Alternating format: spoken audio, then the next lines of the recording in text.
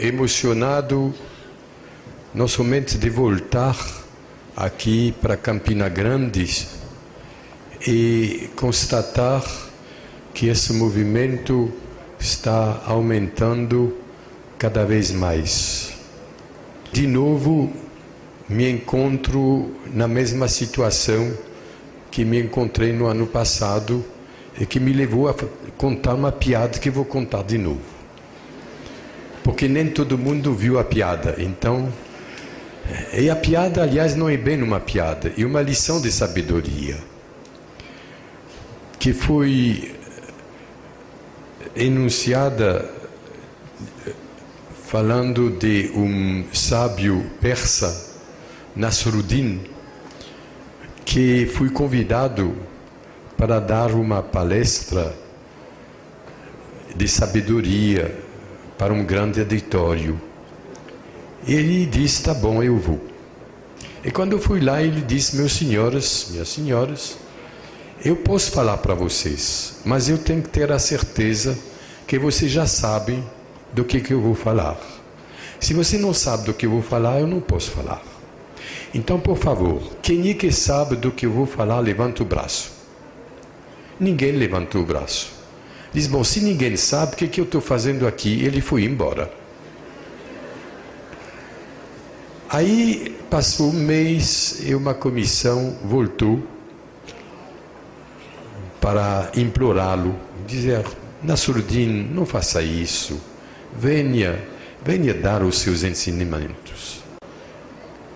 Nasruddin, tá bom, eu vou. Ele foi lá e perguntou de novo, quem é que sabe do que eu vou falar? Todo mundo levantou o braço. Diz, bom, já que todo mundo sabe, o que eu estou fazendo aqui? Ele foi embora. Aí passou mais um mês, e a mesma turma veio buscá-lo. Dizia, não faça isso, eu preciso dos seus ensinamentos. Disse, tá bom, eu vou. Fui lá e fez de novo a pergunta, quem é que sabe sobre o que eu vou falar? Aí a metade da turma levantou o braço e a outra metade deixou os braços caídos. Diz, bom, já que a metade sabe e a outra metade não sabe, quem sabe ensina quem não sabe. E fui embora.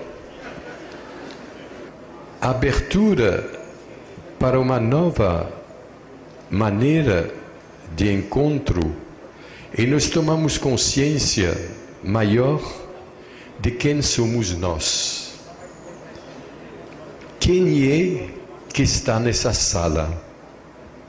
Quem são vocês? Porque até agora, inclusive nos encontros chamados ecumênicos ou interreligiosos, se tem tratado de temas. E nesses 11 anos, sempre houve o grande tema da nova consciência e subtemas como agora paz e tolerância. Mas nunca se fez a pergunta, quem é que está desenvolvendo e carregando dentro dele esses temas? Qual é, desculpe em termos de mercado materialista, qual é o produto final de tudo isso?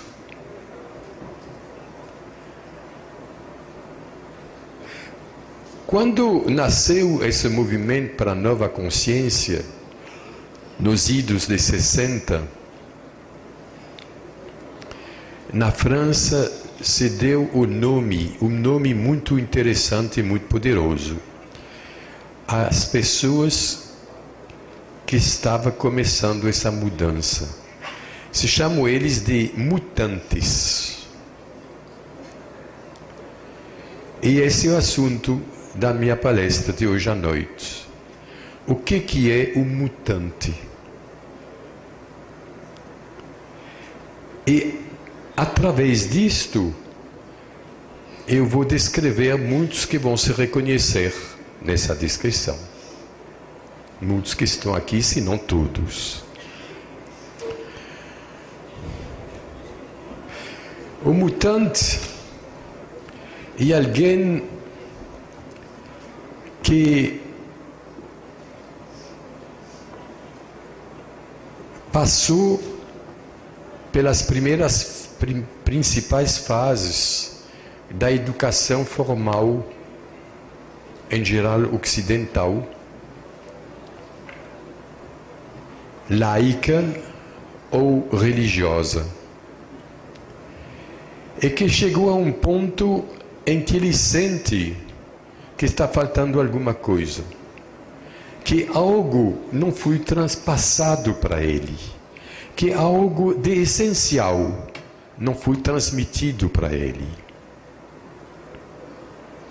Em geral, ele entra numa crise existencial. Foi o que aconteceu comigo. Eu realizei tudo que meus pais, meus professores me ensinaram. Me ensinaram a quê? Qual é a mensagem que nós recebemos? Qual é o sentido da existência que nós recebemos? Nascer, trabalhar, produzir, consumir, aproveitar dos prazeres da vida e morrer.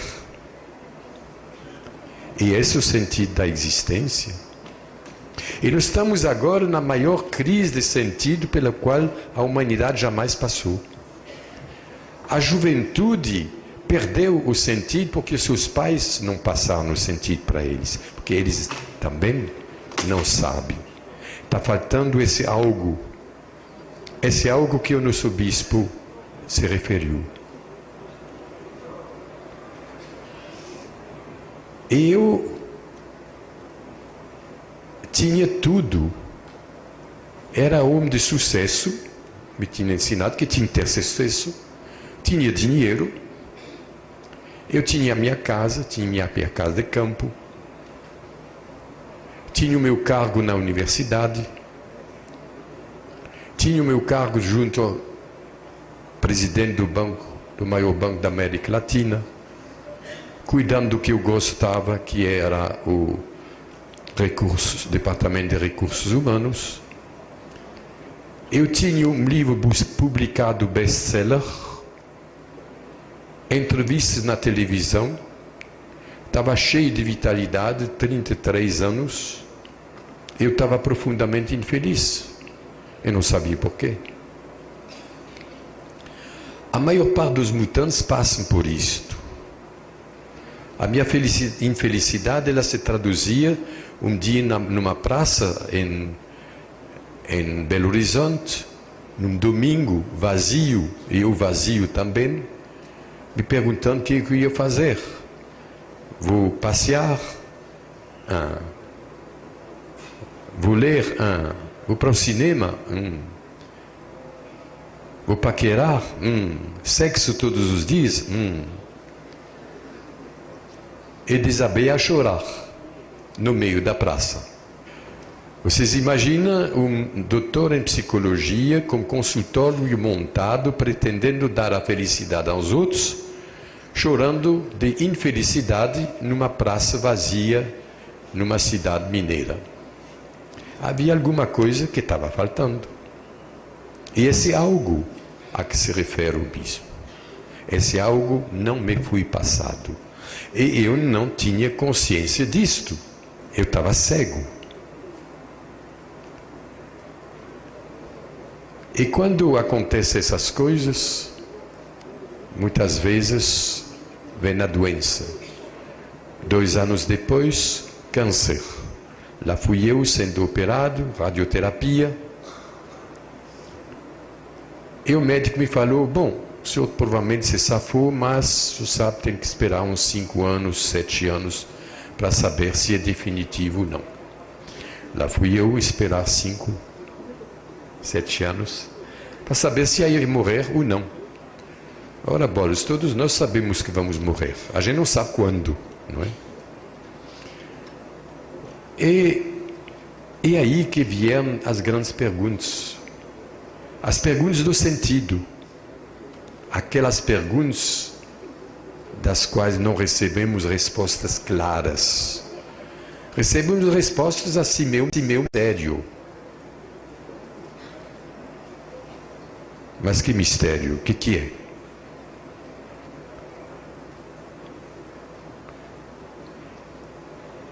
Eu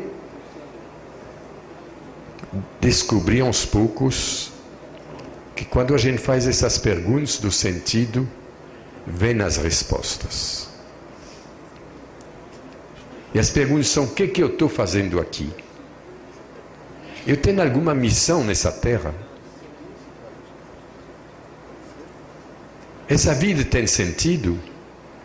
E como eu não sabia se ia viver ou não, e o que tem depois da morte? E aos poucos ficou claro que se não tem nada, essa existência não tem sentido. Imagina vir fazer esse esforço todo para a gente se encontrar, para depois morrer e não ficou nada. O que é isto?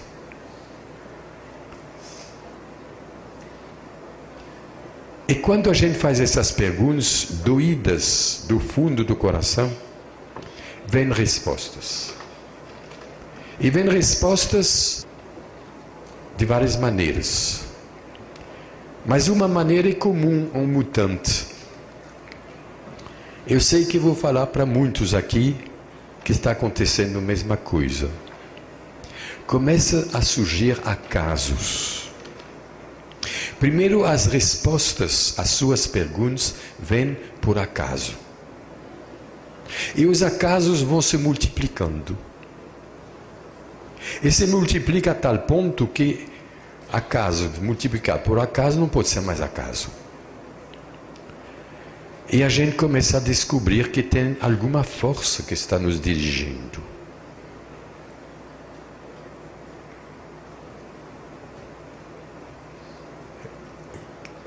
O fenômeno foi chamado por Jung de sincronicidade. Ele deu várias explicações sobre as quais eu vou me estender um pouco depois, porque o assunto é muito mais importante do que a gente está pensando. Porque são os primeiros sinais diretos de que uma força está a nos dirigir. E eles se tornam evidentes para cada um de nós. E ao pesquisar a saída da crise, os caminhos, se encontram vários caminhos, se experimentam esses caminhos, e aí tem uma variedade de alternativas. Tem as pessoas que estão dentro de uma religião e que dentro da religião encontram uma pessoa que já passou por isto, um sacerdote que pode ser um grande orientador de consciência. Outros vão procurar abrir os horizontes e jogar pontes sobre as suas próprias fronteiras para saber o que tem além. E entre eles tem sacerdotes também, que abrem as fronteiras e que começam a descobrir, por exemplo, nessas reuniões interreligiosas, que muitas outras tradições espirituais estão falando a mesma coisa. E que por ignorância se briga em nome do mesmo Deus.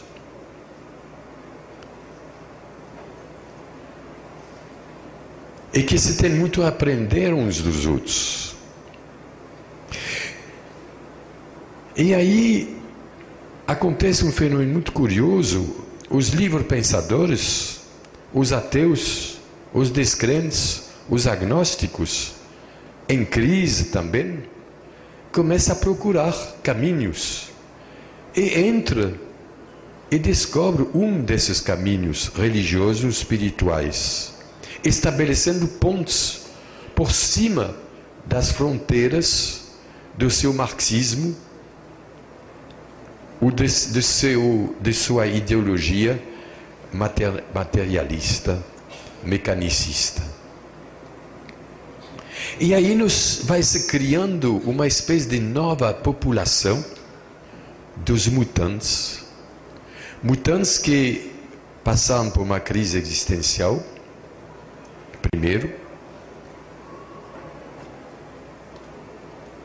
São bombardeados, se posso dizer assim, por sincronicidades, por acasos significativos para eles, e se tornem o que nós na Unipaz chamamos de pontifex.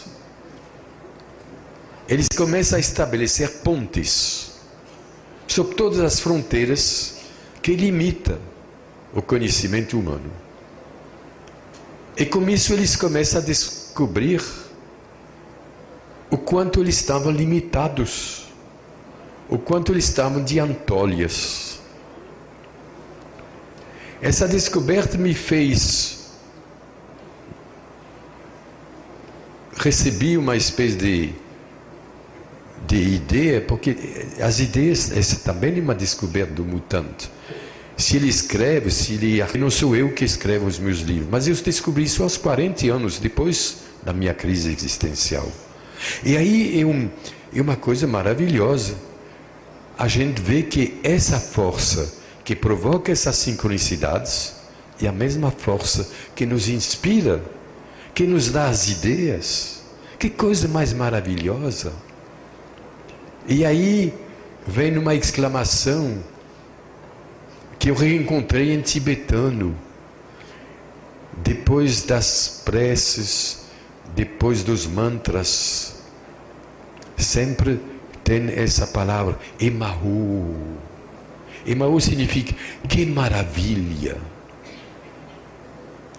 E à medida que vai caminhando, vai ficando cada vez mais maravilhado.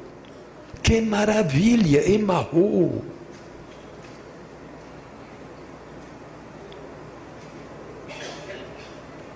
Que maravilha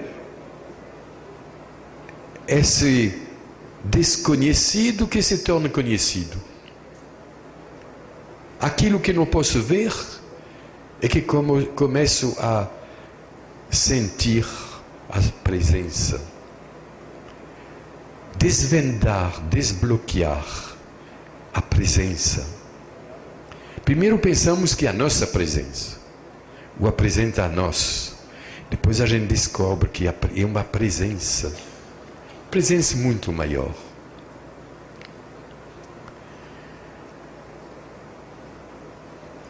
À medida que ele pratica o caminho que ele encontrou, dentro dessa palavra que eu não falei ainda, que para mim jogou luz, dizendo a minha própria postura, que ela não tinha palavras. Mutante, interessante, mas qual é a postura do mutante em relação à religião? Qualquer que seja a sua religião, com o Zen, ele desenvolveu uma espiritualidade transreligiosa. Não é bonita essa palavra? Espiritualidade transreligiosa. O que nos une todos é o espírito. Não é mais o pequeno espírito nosso, mas o grande espírito, com grande E, que somos nós também. Como as ondas fazem parte, são o mar. Nós somos ondas que esquecemos que somos o mar. Então haja mutantes que redescobrem aos poucos que eles são o mar.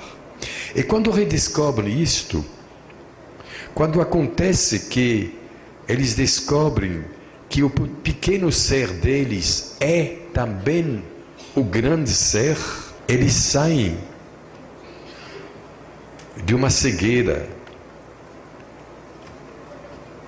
de uma ilusão, de uma miragem, que os orientais chamam de Maya.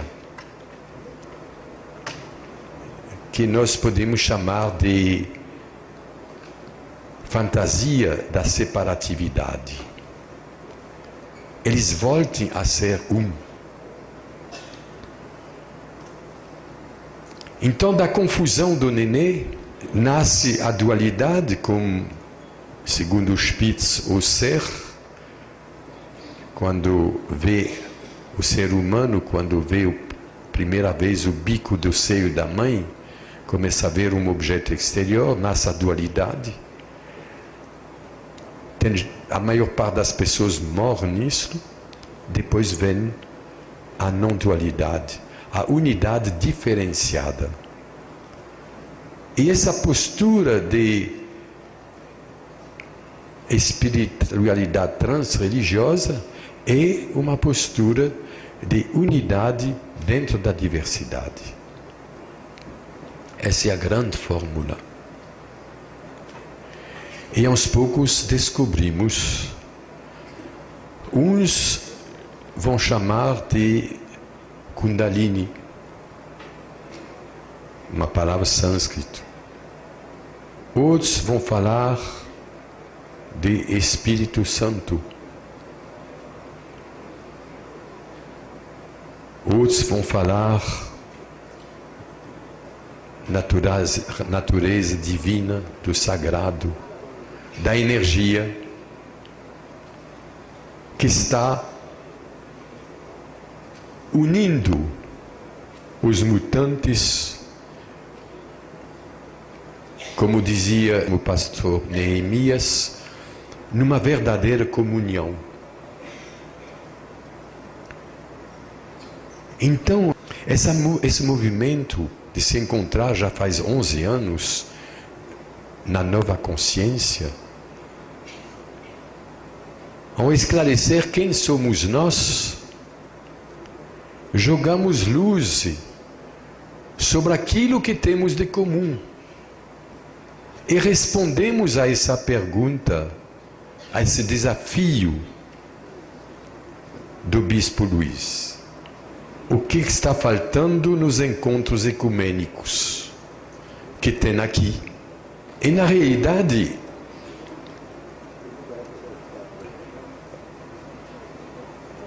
o que está faltando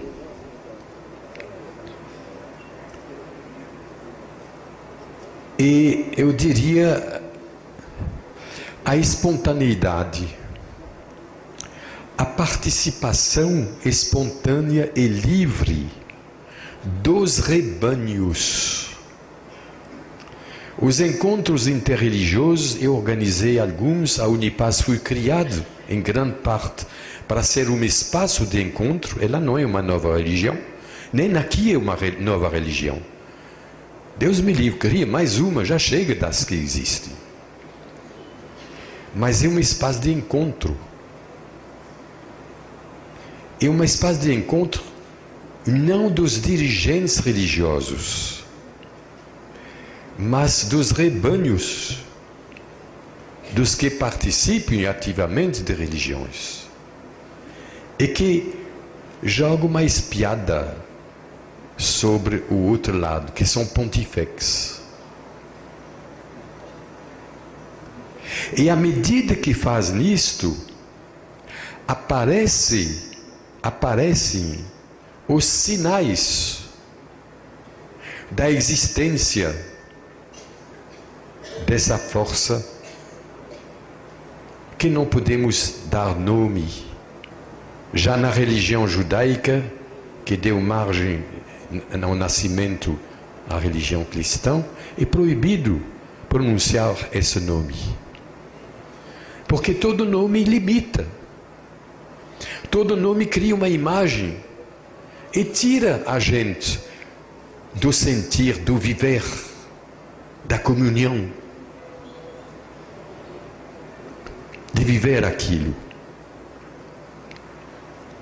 No taoísmo também, o primeiro versículo do Tao Te Ching diz uma coisa maravilhosa. O Tao que é nomeado não é o Tao. Não é uma coisa maravilhosa?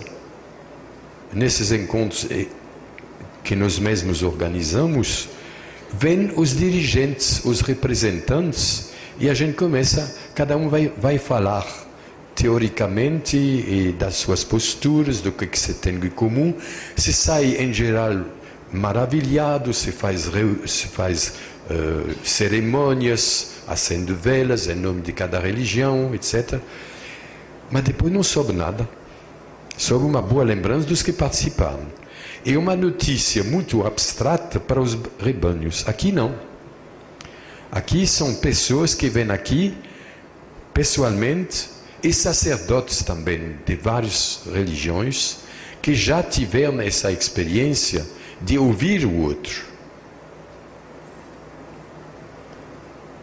Inclusive aqui o nosso irmão padre, que é também do candomblé. Então aqui realmente tem alguma coisa diferente. E essa coisa diferente começa pela sincronicidade. E eu resolvi escrever um livro sobre o que eu estou falando, que vai se chamar Os Mutantes. E nesse livro tem um longo capítulo sobre a sincronicidade. Nós não prestamos suficientemente atenção à sincronicidade.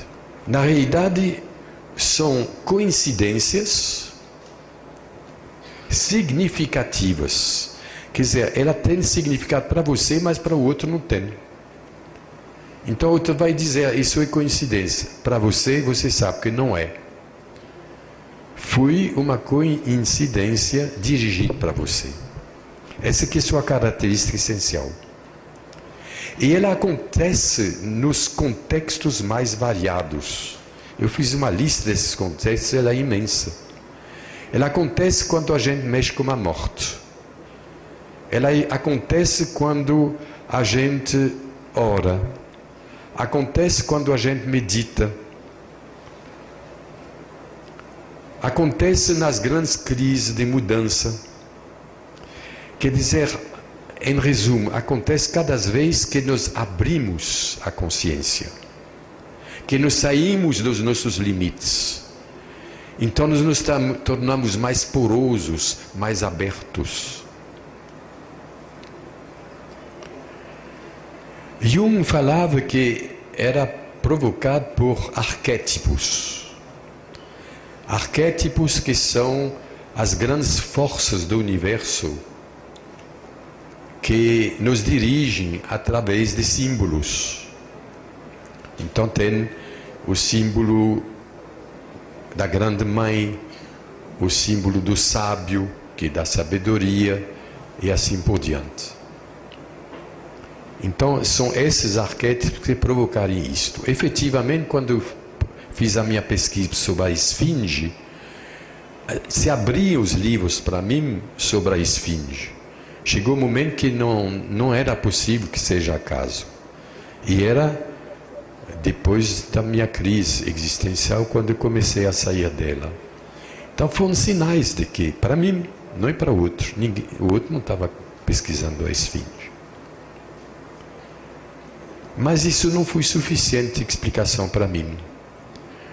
Porque, como muitos mutantes daqui, o número de sincronicidade é muito grande. E chega um momento que a gente tem realmente a certeza de que isso é dirigido por um ser ou por seres. Que essa intencionalidade, ela é realmente, ela provém de alguém. Ela é estudada. E aí vem a questão das crianças. Como tratar as crianças?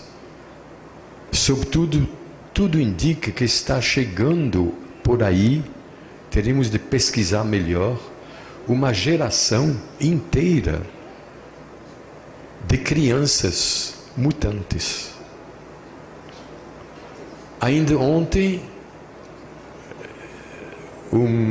uma mãe me falou que o seu filho de 3 anos se recusa sistematicamente de comer carne. E ela é pediatra, e ela diz que hoje é um fato em pediatria, se sabe que estão aumentando as crianças que recusem de comer carne. E isso é visto como uma deficiência dentro da pediatria tradicional. Visto do ponto de vista dos mutantes, isso significa que é uma nova geração que está vindo e que considera todos os seres vivos como sagrados, que é a filosofia do vegetarianismo. Nasceram vegetarianos.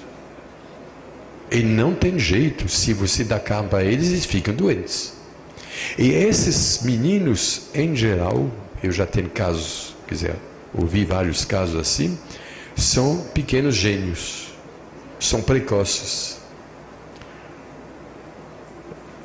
Um outro aspecto que os mutantes fazem, e tomam consciência, e eles descobrem o seu aspecto divino através da combinação e do conflito dos gêneros dentro deles, do masculino e do feminino. Quando mostrei que nós estamos chegando ao fim da guerra dos sexos e que estamos saindo de uma cultura dominada pelo masculino e com repressão do feminino. E eu queria voltar ao assunto para mostrar como que o mutante vive o masculino e o feminino dentro dele. O mutante, ele está aos poucos realizando o casamento dentro dele. A nossa mão direita é a nossa mão masculina. E contei que um dia, ao dançar Tai Chi, descobri que, ao olhar para a mão masculina e a mão feminina, ao dançar, que o masculino e o feminino, através dos braços, realizem um casamento. Eles estão sempre juntos e unidos. Fora disto, eles estão, às vezes, em conflito ou em briga, mas eles podem também harmonizar.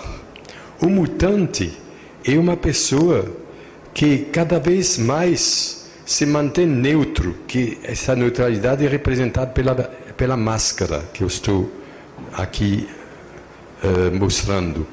E essa neutralidade, esse ser profundo, que cada vez mais aparece como sendo o grande ser, e que não é mais masculino nem feminino, que é a união dos dois, ele aprende a sua existência administrando o conflito, ou administrando o diálogo dos dois. Eu vou mostrar, por exemplo, nesse momento, como se apresente o diálogo num mutante. Eu estou falando, o meu pensamento está muito, muito lúcido, organizado. Eu estou adorando isso aqui. Tem tanta gente boa. Eu recebi tantos carinhos, tantos abraços. Eu dei tantos carinhos. E cada vez que vocês riem, eu adoro isso. Eu gosto de vocês. Mas a gente tem que continuar essa palestra porque está na hora. E tem que ser muito bem pensado e uma conclusão boa. Mas tem que ser uma conclusão também em que a gente mostra que a gente gosta. Então, nesse diálogo, esse que está aqui, ele está assistindo ao diálogo, ele é um observador interno, e no mutante, esse observador interno que é a nova consciência. Esse observador interno que é o casamento divino, o resultado do casamento divino. Ele que opera o casamento divino. Porque tanto no nome de Deus judeu, as 4 letras, o tetragrama, significa o masculino e o feminino juntos. Então é assim que se apresenta dentro dele, assim que nasce o grande ser. nasce, não tem nada para nascer, se revele, porque Ele está sempre aí e nós sempre fomos Ele. Sobre os mutantes, vimos que eles são dos dois sexos, que vêm de todas as religiões, que eles fiquem nas profissões e se transformem em agentes de mudança, em catalisador de mudança. Eles irradiam. E nessa formação, nós temos um método que se chama A Arte de Viver a Vida, cujo livro acaba de sair em português. E também nós criamos uma rede, que na realidade é uma rede de mutantes, e a Rede da Paz, Rede Mundial da Paz, que tem por objetivo o intercâmbio, fazer o que estás fazendo aqui uma vez por ano, fazer o ano todo. E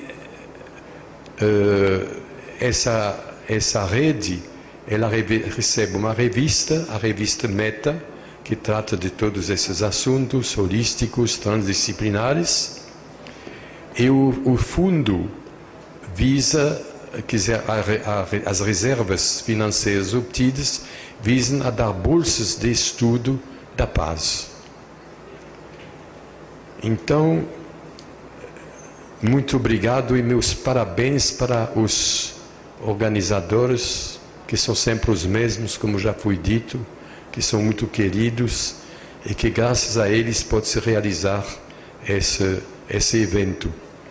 E a eles posso afirmar que eles estão provocando um grande movimento de mutantes e que aqui temos apenas uma pequena amostra que se reúne como em Porto Alegre,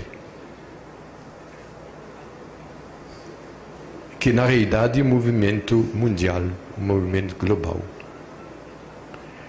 E a vocês, com todo carinho, muito obrigado pela atenção e do fundo do coração espero que o que eu falei lhe seja útil na sua caminhada de mutante.